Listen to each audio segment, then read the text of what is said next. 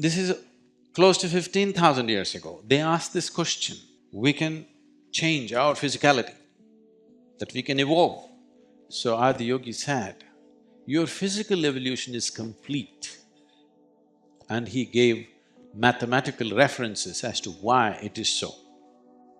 So when they asked, can our bodies evolve? He referred to their bodies and he said, there are 114 junction points of energy in the system. 72,000 nadis meeting in 114 junctions, which are called as chakras. Out of these, 2 are outside your body, 112 inside the body. Of this 112, there are 4 about which you don't have to do anything. They are like that. If other things work, they will flower by themselves. So there are only 108 with which you can work. So 108 has become significant. If you wear any beads, people wear 108 beads. If they say a mantra, 108, because these are the 108 chakras that you need to work with.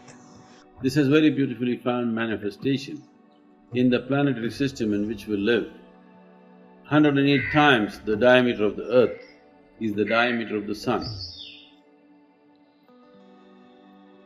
The diameter of the sun 108 times is the distance between the sun and the earth.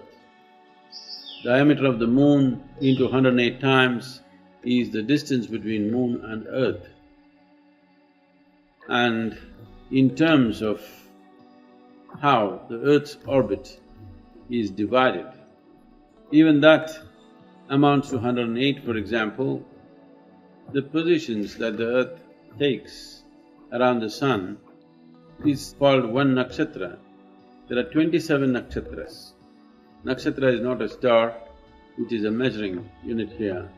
There are 27 nakshatras, and these 27 also indicate 1/2 of the lunar cycle. The 27 nakshatras means 13.5 lunar months, and that's how the lunar calendar functions.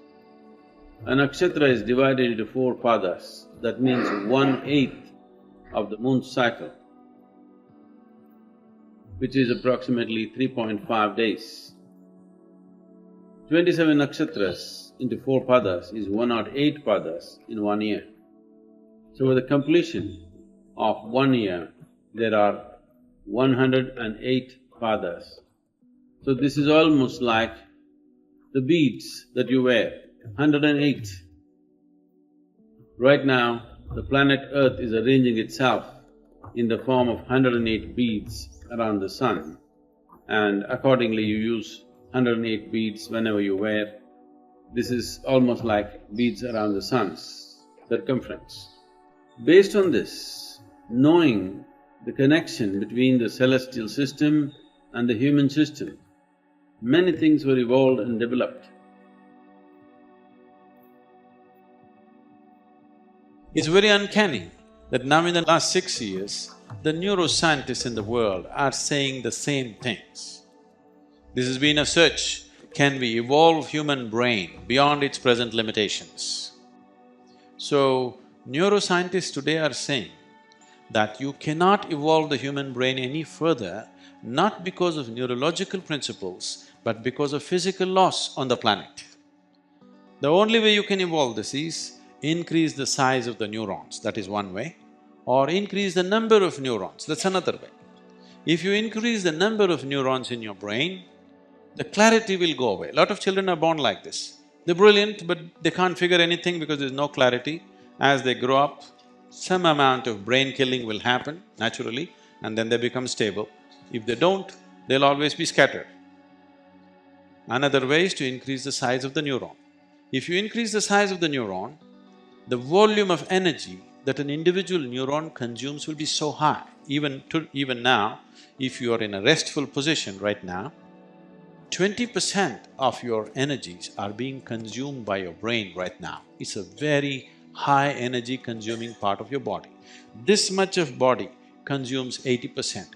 This much of brain is consuming 20% of the energy. If you increase the size of the neuron, it will consume 30 to 40%. That means it'll become unsustainable. So today neuroscientists are saying, Physical laws on the planet will not allow further growth of human brain. We can only learn to use it better, but we cannot grow a bigger brain. This Adiyogi said 15,000 years ago. He said, your physical evolution is complete because the solar system will not allow. Unless some dramatic changes happen in the solar system, you cannot physically evolve, but there are other ways to evolve, and he taught the methods as to how a human being can evolve beyond his limitations, and it need not be a physical evolution. It does not mean you lost your tail and you have to grow horns. It means that there are other ways to evolve which need not be physical. Yoga is essentially understanding, aligning your system with the cosmic geometry. And in this body, there are 108 chakras that you can work upon. So the cosmic geometry, I can go into a lot of arithmetic which will match with your human system. And these things we have been conscious of, and that is how we came up with 84 basic asanas. Out of these 84, if you do 21 of them properly and you just master one, your system will get aligned with the cosmic system. Once it's aligned, everything that you need to know about the cosmos is right here. In Hinduism, 108 is believed to symbolize the universe and the divine.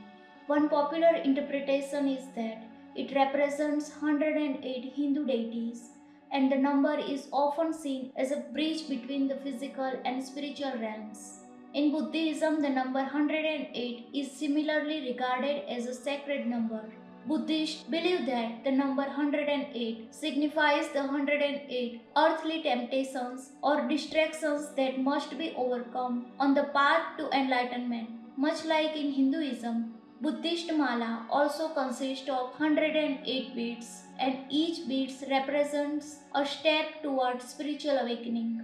In many parts of the world, especially in India and East Asia, the number is revered in daily life. It is not uncommon to see 108 as part of symbolic representations such as in art, architecture, and rituals. In martial arts, especially in some forms of Chinese Kung Fu, the number 108 is also significant. It is said that there are 108 pressure points on the human body, and mastery of these points is important for certain martial techniques. Beyond its religious and cultural significance, the number 108 also symbolizes completeness and wholeness.